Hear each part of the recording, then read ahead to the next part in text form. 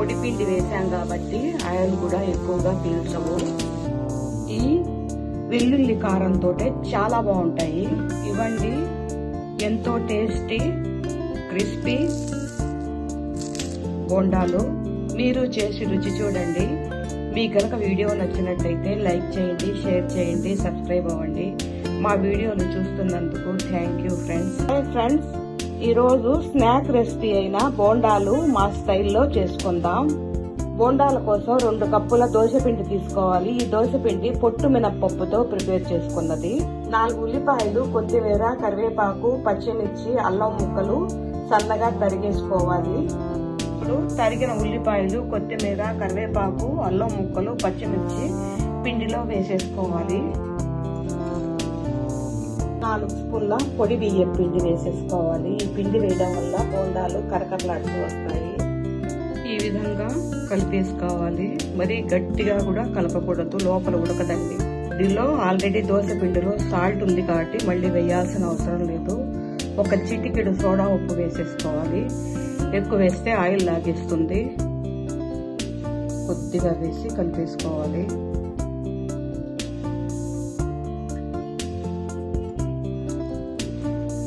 బోండాలలోకి వెల్లుల్లి కారం వేసుకుందాం. 4 స్పూన్ల కారపొడి, 10 వెల్లుల్లి రెబ్బలు, కొద్దిగా సాల్ట్, ఒక తిప్పేసుకోవాలి. ఈ విధంగా వేసేసుకోవాలి. ఎక్కువ తిప్పితే ముద్దయిపోతుంది. ఇప్పుడు దీనిలో 1 స్పూన్ నెయ్యి వేసి కలిపేసుకోవాలి. ఇదంటే వెల్లుల్లి కారం బోండాలలోకి చాలా బాగుంటుంది. ఇప్పుడు కడాయి పెట్టుకొని ఆయిల్ వేసి, ఆయిల్ బాగా కాగాక మీడియం ఫ్లేమ్ లో పెట్టుకొని బోండాలు వేసుకోవాలి.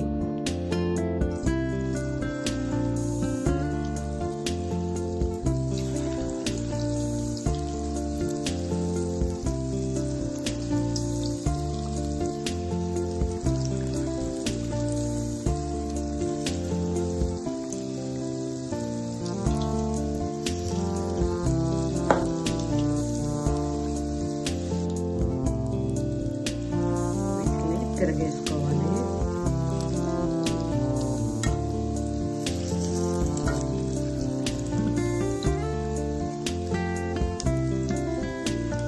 ఎర్రగా వేగదింపాలి.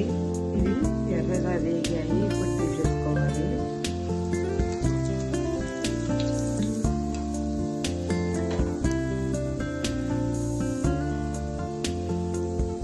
ఇంకొక ట్రిప్ వేసేసుకుందాం.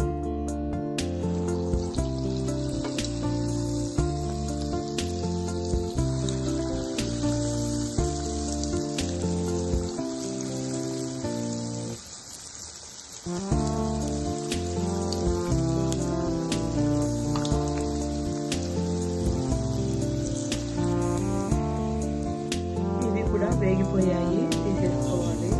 పొడి పిండి వేసాం కాబట్టి ఆయిల్ కూడా ఎక్కువగా పీల్చదండి.